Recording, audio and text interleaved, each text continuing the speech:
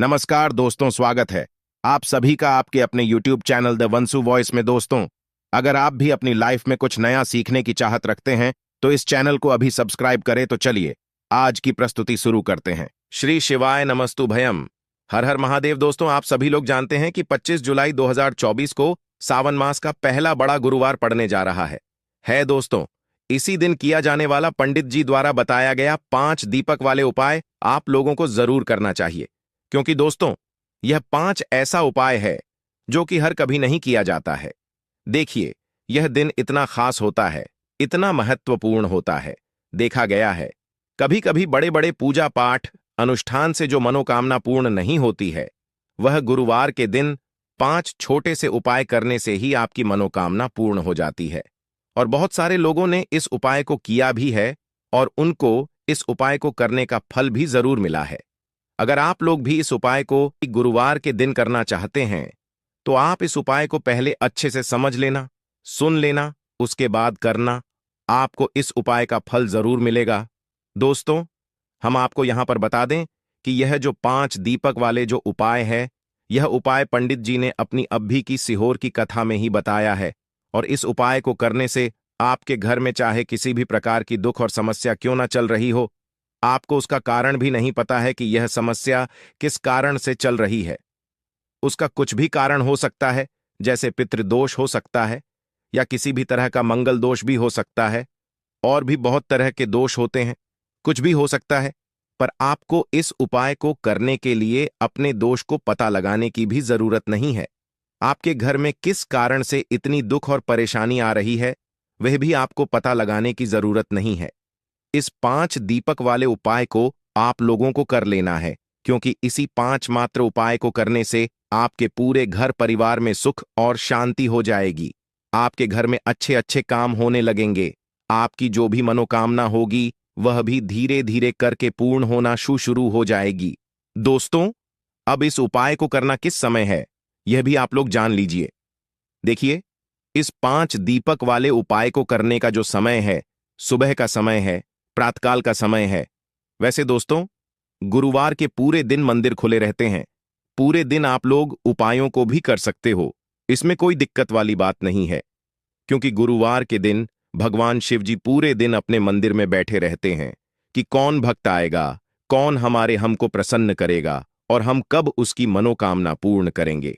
दोस्तों, इस दिन शिव जी इतना कुछ प्रदान करते हैं जितने कि हम कभी कल्पना भी नहीं कर सकते हैं।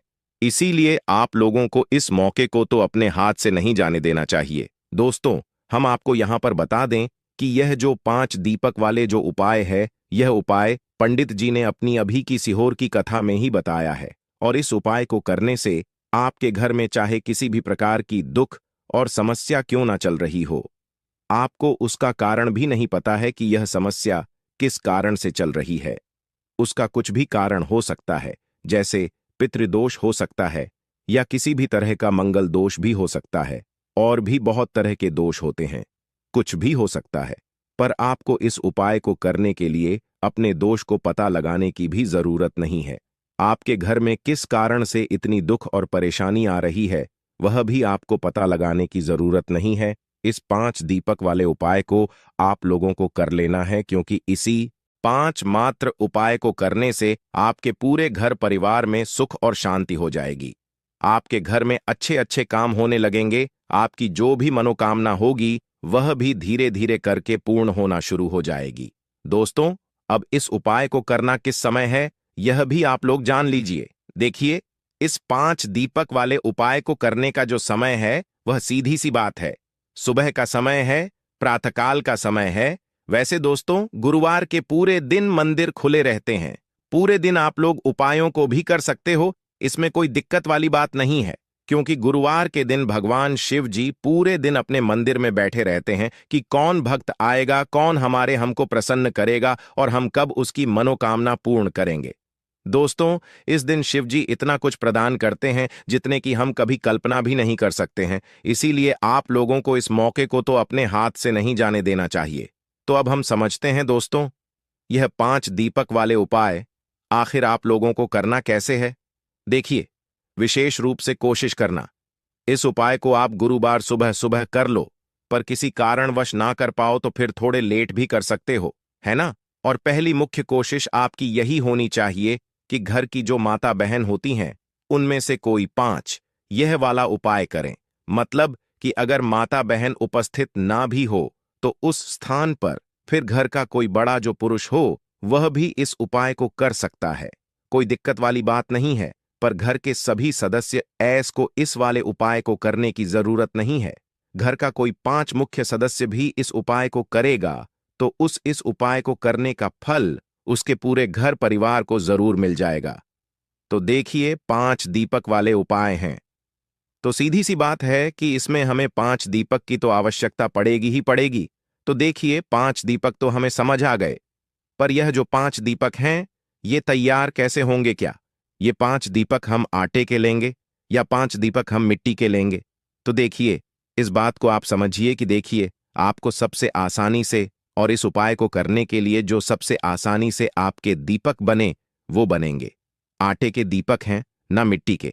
अगर कोई व्यक्ति दीपक लेगा तो भाई उसे नए दीपक लेने पड़ेंगे जो कि सभी लोगों के पास संभव नहीं हो पाएंगे।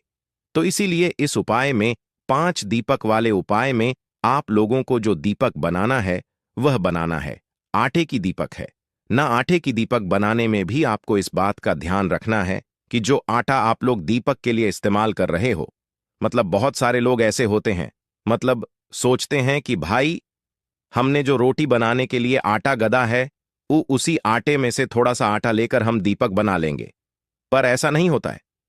वो जो आपकी रोटी बनाने के लिए आटा होता है ना, उसमें आप नमक डालते हो, पर जो हम दीपक बनाने के लिए आटा घनते हैं उसके अंदर कुछ भी नहीं डलता है।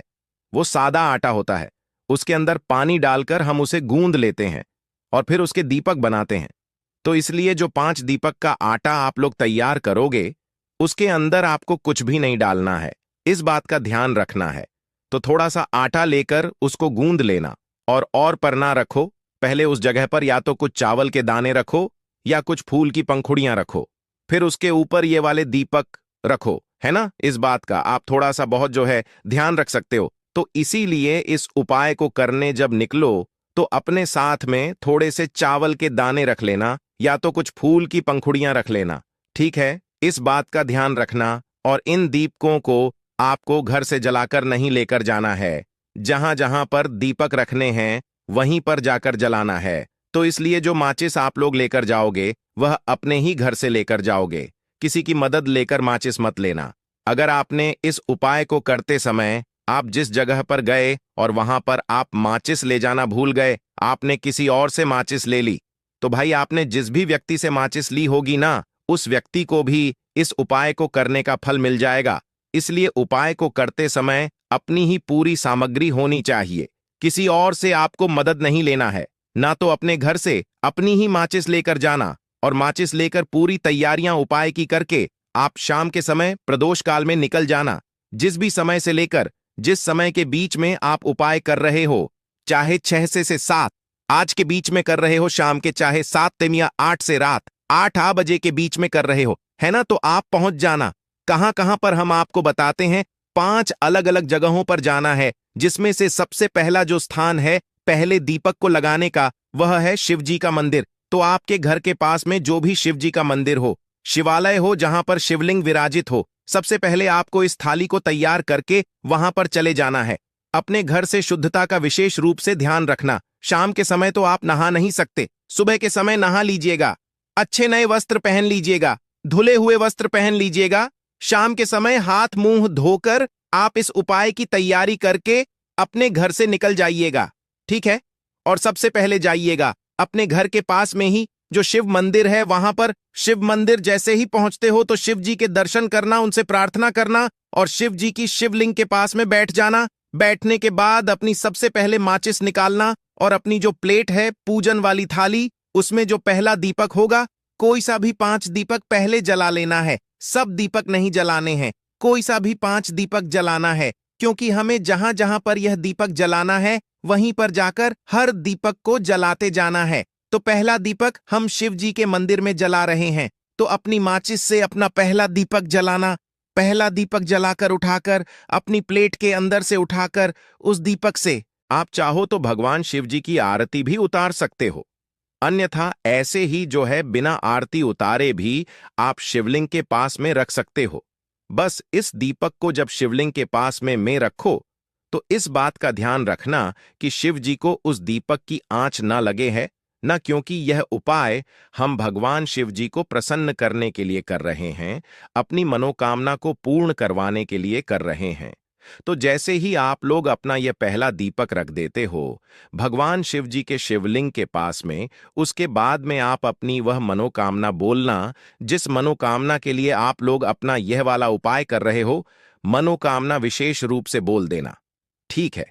जैसे ही मनोकामना ना बोलते हो, पहले दीप को जलाकर रख देते हो, भगवान को धो देकर प्रार्थना करके आप वहां से उठ जाना, अपने बाकियों के दीपक अपने साथ में लेकर आ जाना।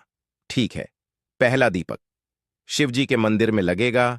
दूसरा दीपक अब कहां पर लेकर जाओगे? उस शिव जी के मंदिर के पास में, या तो आपके घर के पास में जो भी बेलपत्र का पेड़ हो, बड़ा वाला बेलपत्र का पेड़ हो, उस बेलपत्र के पेड़ के नीचे पहुंचना अपना। दूसरे नंबर का दीपक वहीं पर बैठकर जा लाना, प्लेट के अंदर ही दीपक जलाकर उस दीपक को उठाकर चाहो तो आरती उतार कर जो है उसी बेलपत्र के पेड़ के नीचे रख देना और वहां पर भी भगवान से प्रार्थना कर लेना, धोख दे लेना। ठीक है।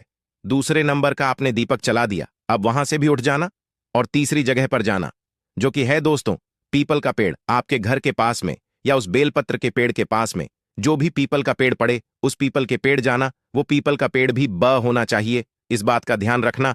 तो पीपल के पेड़ के नीचे पहुंचकर वहां पर बैठना है, बैठकर जो है अपना तीसरा नंबर का दीपक जलाना है, दीपक जलाकर उसी पीपल के पेड़ के नीचे रख देना है, भगवान से प्रार्थना कर लेना है, निवेदन कर लेना है। ठीक है। और धोख देकर वहां से उठ जाना है। 3 दीपक आपने जला दिया है। अब जो चौथे नंबर का दीपक होगा यह आप लोग लेकर जाओगे किसी भी आंवले के पेड़ के नीचे। वो आंवले का पेड़ बड़ा होना चाहिए, इस बात का ध्यान रखना है। ठीक है। आंवले के पेड़ के नीचे पहुंच, तो आंवले के पेड़ के नीचे पहुंचकर अपने चौथे नंबर का दीपक जलाना, दीपक जलाकर उससे आरती उतारना चाहो तो आरती उतारना और उस चौथे नंबर के दीपक को उसी आंवले के पेड़ के नीचे रख देना और हाथ जोड़कर भगवान से प्रार्थना करके धूप देकर वहां से उठ जाना। यहां पर आपने कुल मिलाकर 4 दीपक जला दिए हैं। अब आपके पास बचा है 5वां और आखिरी दीपक। इस 5वें और आखिरी दीपक को लेकर आप आओगे सीधा अपने घर के मुख्य द्वार की, मतलब कि मेन गेट पर कहां पर आओगे? आपके घर का जो मेन गेट है ना, वहां पर आकर खड़े हो जाओगे। घर के अंदर प्रवेश नहीं करोगे।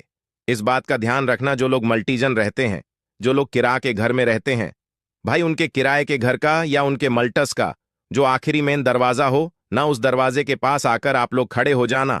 और जिनका खुद का घर है भाई, उनका तो 5 मेन गेट अलग ही होता है। तो आइए आपको इस उपाय का जो 5वां दीपक है, आखिरी वाला दीपक है, आखिरी गुरुवार के दिन इसको लेकर अपने घर के मुख्य द्वार पर आकर खड़े हो जाना है। और खड़े होकर आपको बाहर से ही खड़े होकर अपने घर की तरफ देखना है कि आपका सीधा हाथ कौन सा पड़ रहा है, राइट हैंड साइड कौन सा पड़ रहा है। सीधा हाथ की तरफ आपको क्या करना है, उस सीधे हाथ की चौखट की तरफ बैठकर आप लोगों को अपना यह 5वें नंबर का दीपक जलाना है। और 5वें नंबर का दीपक आप लोगों को अपनी चौखट घट पर राइट हैंड साइड पर रख देना है। और इस 5 वाले नंबर वाले दीपक को जलाते समय भी आप लोगों को भगवान शिव जी से अपनी वह मनोकामना मन ही मन स्मरण करना है, जिसके लिए आप लोग अपना यह वाला उपाय कर रहे हो। जो मनोकामना आपने पहले दीपक को जलाते समय बोली थी, वही मनोकामना आप लोग अपने इस 5 वाले दीपक को जलाते समय बोल देना और दीपक को अपने घर के मुख्य द्वार की चौखट के राइट हैंड साइड पर रख देना। जैसे ही दीपक रख दो, प्रार्थना कर लो और वहां से उठकर अपने घर के अंदर प्रवेश कर सकते हो। आपका ये वाला उपाय पूरा हो जाता है।